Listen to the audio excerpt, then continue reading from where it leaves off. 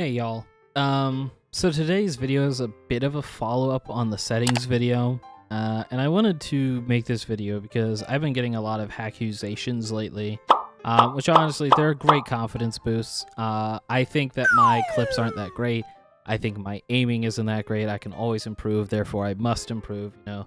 So, you know, it's a bit of an ego boost, you know what I mean?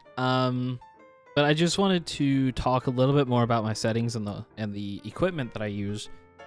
And there's a lot more to aiming than just like finding your sense. And you know, my sense isn't exactly where I want it to be. You know, it could be a little bit more tuned in, but it's close enough. So it is what it is, right? Now, again, there's a lot more at play than just, you know, your hardware and your equipment and all that. You know, there's a lot more at play than just that here. You know, just being more aware of your situation, you know, the situational awareness and all that, just reading your radar, hearing the audio cues, and just having a sixth sense, you know, a gut feeling of just knowing where people are sometimes, and just knowing the flow of maps and flow of spawns and things like that. But for my equipment, so as you can see here, I use the Rival 5 from SteelSeries. I'm a big SteelSeries fanboy, except for their headphones. I don't really care for their headphones, but I love their mice. I love their keyboards, and we'll get into my keyboard in a minute here. But this is my setup for my mouse. You can see my binds that I have. Also, escape being bound on your mouse. Once you start doing this, there's no going back. You just get so used to this and so comfortable with escape on the mouse. It's just second nature to have it there. I love it. I highly recommend it. Usually a button like this is a DPI button. Those are useless in my opinion. There's some people that make it work, but for me, whatever, don't care about that. So I just have it bound to escape. L is my furthest most side button here. As you can see, that's my L. So that's usually my things like healing, plating, things like that are usually bound to that. In this, it'd be like throwing my supply bag, stuff like that is bound to L. And then these two are K and P, respectively. It depends, you know, every game could be something different. Might be throwing a grenade in COD or tactical in COD or, you know, whatever the case may be. So that's my mouse. I have it at 1,000 polling. It's only 1,000 DPI. Nothing too extreme. I love this mouse a lot. It is the wired version, not the wireless version. But I like this mouse a lot. I'm not sponsored, by the way, but SteelSeries, if you want to sponsor me, MSI, if you want to sponsor me, anybody want to throw a free 5090 at me, I'm not willing to, you know, I'm willing to play ball there. But so this is my mouse, and this is my keyboard. I use the Apex Pro. It's full sized. I don't really like smaller keyboards or anything like that. I actually do need to mess with this. I still never fixed this after I switched to ESDF, but regardless, I just have this deactivated because I hate having that Windows key there. That isn't caps lock anymore. That's right alt. I don't really use it for much, but it's there. And because it's the Apex Pro, you know, I get to do fancy stuff with the actuators and things like that. Which, like I said, I do actually need to adjust because it's still set up like I have WASD bound to things, even though I don't. So I do need to fix that, but, you know, it's not that big of a deal. I like this keyboard a lot. It's a very good keyboard. It's got some cool, you know, features to it. And, yeah, nothing really too special about the keyboard, you know. But it's a really, really nice keyboard, and I think it's worth the money. As for the hardware in my PC, and I built this PC, I put it together just before the 50 series came out because I was kind of banking on just, you know, picking up a 5090 eventually, and I still haven't. I'm very lazy about that because, you know, current GPU is working, so I'm not too big of a rush, right? Anyways, so currently it's a 4070 Ti Super with a 9800 X3D in there, 64 gigs of DDR5 RAM. As for my main gaming monitor, it's a MSI one. It's got 300 hertz. It's a Best Buy exclusive in America. I mean, it's a really good deal for, you know, price and performance. It's like $300, and then on sale it's like $270 something, I think. if you can catch it on sale. But it's I mean, I think it's pretty good bang for your buck. I like it a lot. Not sponsored again, but hey, if MSI wants to sponsor me, Steel Stream, you know what I'm saying. Anyways, and again, my sensitivity. Oh God, where is sensitivity at in this game? It's so hard to find. But you know, these are the senses that I like. Always having a lower ADS sense than your un-ADS sense. That's usually what you want to go for. And a lot of the guns that I do use in this game for a lot of the clips that I'm hitting are these extremely low, you know, recoil, low bloom weapons that just don't take any more than like me barely moving my mouse down a few inches, if that, right? It's like I'm barely moving my mouse here. And it's the gun that's doing most of the work. I mean, I overflick a lot because I don't have my sense entirely honed in, but you know, as hardware gets better, players get better. If somebody has the best hardware on the planet, they're probably just going to be better than you. There's no ands if or buts about it. And I bring this up because there's just so much hackization, not just with me, but with, you know, within the Battlefield community as a whole. And I really want this community to realize that not everybody better than you is cheating. People have better hardware than you. I probably have better hardware than you. It's a very small amount of people that have better hardware than me. So I have better hardware than you. So I have faster response times. I see you faster. I hear you faster. Like I have all the advantage.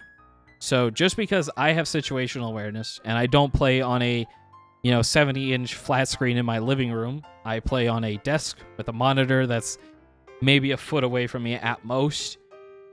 I have the advantage. I just do. And again, if you're using guns, that have little to no recoil, you're also just, at a better advantage because you don't have to deal with it as much. And, to be fair, there are people that have really good hardware that's not typically, they're not that great at games. I'd say most of the time, though, the people with the really high-end hardware, they're either dedicated single-player game players, which all the power to them, honestly, or they're your competitive FPS players. Your regular Joe Schmo, quite frankly, they're probably not going to have a 5090 and 9950X3D. Which, to be fair, I've always heard mixed things about that CPU, that like sometimes the 9800 outperforms it sometimes, but I don't know. That's just what I've heard, but that was a while ago when they were first coming out. But either way, the hardware, the better it gets, the better the players get. And I think it's causing this massive divide between, I don't necessarily want to say casual players, because I don't feel like casual is the right term necessarily here. But what it is that you're getting a larger and larger divide in gaming right now, where as hardware and tech and all that is getting better, like we have like 700 hertz monitors now, right? And so it's like as tech is getting better and better, response times get lower and lower and lower. They're already really extremely low right now. As all these gaps get smaller, the gap between players get larger. Because the better the tech, the higher skill ceiling a player gets to climb to, which makes them a better player and which widens the gap between good players and bad players.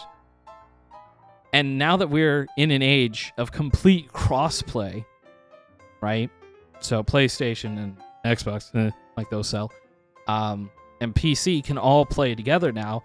You're having people that are playing on a PS5 that at most is getting 120 hertz, right? 120 frames, 120 hertz, whatever, right? So you have people on that going against somebody on a 5090 that's getting like 400 FPS native, right? With a 600 hertz response time 4K OLED monitor, right? It's like that's not even fair. That's a hydrogen bomb versus a coughing baby, right?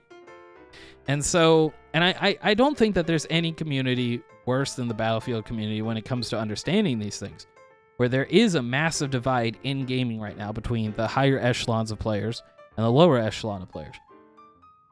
And not everybody's cheating.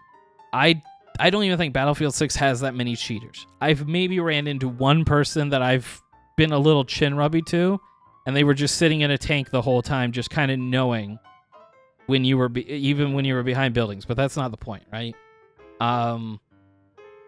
Battlefield has a really good anti-cheat. It seems to be doing its job.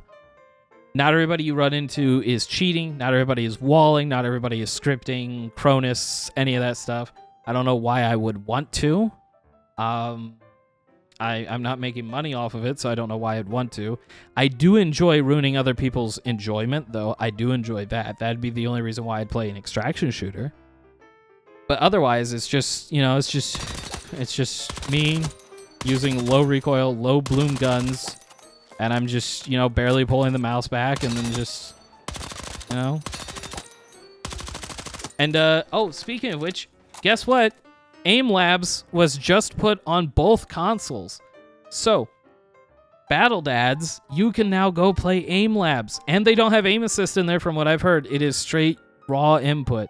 I don't personally like aim trainers, though. I've bought and tried Kovacs. I've tried Aim Labs. I'm just not the biggest fan of them. I would rather just be in the game, putting time in, and just... Okay, this is going to sound a little weird.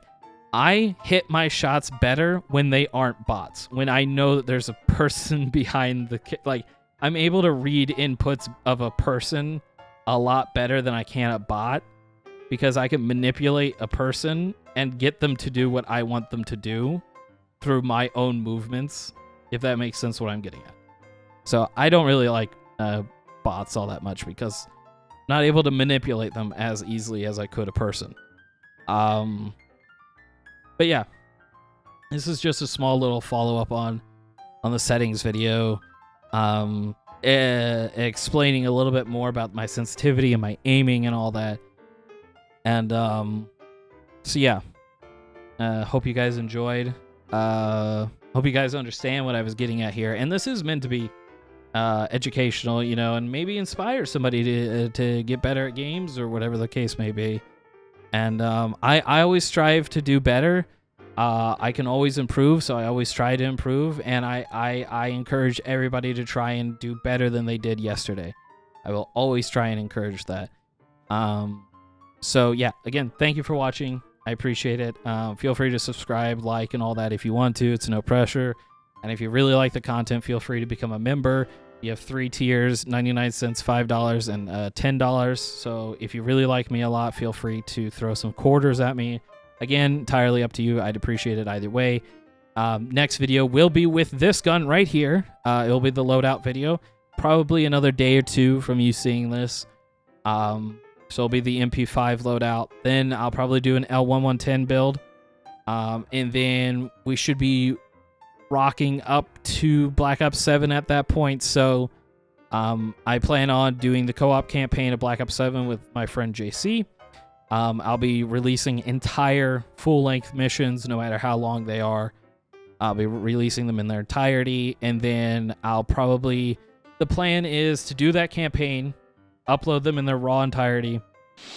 I will stream the zombies camo grind, and then I will upload multiplayer as we go along.